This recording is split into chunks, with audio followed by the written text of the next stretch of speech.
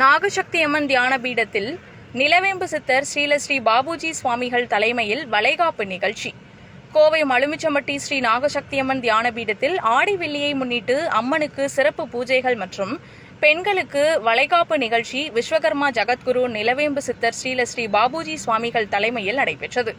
நிகழ்ச்சியை தொடர்ந்து ஸ்ரீ நாகசக்தி அம்மன் சிறப்பு பூஜைகள் நடைபெற்றது. இந்த பூஜையில் கலந்து கொண்ட பக்தர்களுக்கு சிறப்பு அலங்காரத்தில் காட்சியளித்தார். இதில் அம்மனுக்கு சிறப்பு அலங்காரம், அபிஷேகம், கற்பூர தீபாராதனை என பல்வேறு சிறப்பு பூஜைகள் நடைபெற்றது.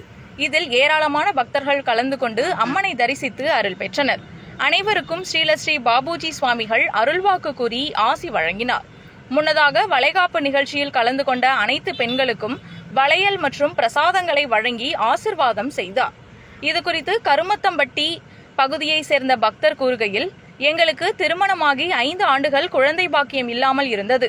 எனவே மலுமிச்சம்பட்டி ஸ்ரீ நாகசக்தி அம்மனை குடும்பத்துடன் தரிசித்து வந்தோம்.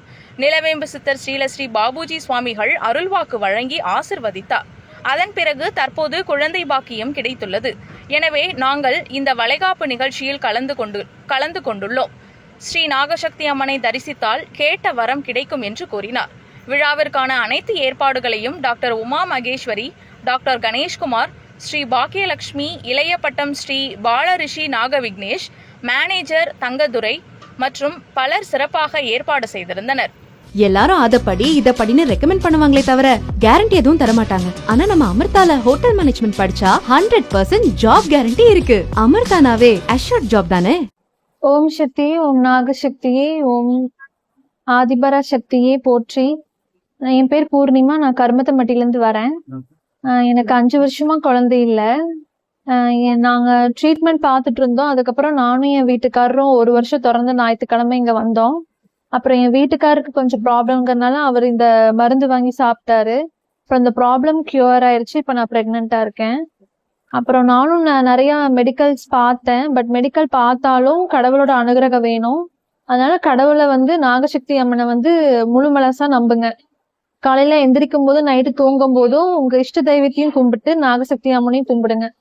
ஓம் சக்தியே, ஓம் பராசக்தியே, ஓம் நாகசக்தியே, ஓம் ஸ்ரீ குரு பாபுஜி சக்தியே, ஓம் ராகுகேது சக்தியே, சரணம் சரணம் சரணம் அம்மா. என் பேர் உஷாநந்தினிங்க. நான் சிங்காநல்லூர்ல இருந்து வரேன். நான் 6 வருஷமா இந்த கோயிலுக்கு வந்துட்டு இருக்கேங்க. நான் வரும்போது நான் ரொம்ப கஷ்டப்பட்டேன். கஷ்டப்பட்டு ரொம்பவே கஷ்டப்பட்டேன். அது எப்படி சொல்றதுன்னே தெரியல. அந்த அளவுக்கு ரொம்ப கஷ்டமா இருந்தது. இப்ப நான் இந்த கோயிலுக்கு இங்க நாகசக்தி அம்மா சாமியை பார்த்ததுல இருந்து எனக்கு நல்ல வேலை கிடைச்சது. நல்லபடியா இப்போ இருக்கு. இப்போ இங்க 2வது குழந்தை 7 வருஷம் கழிச்சு 2வது குழந்தை எனக்கு கிடைச்சிருக்குங்க. இப்ப எனக்கு 7 மாசம் நான் மாசமா இருக்கு.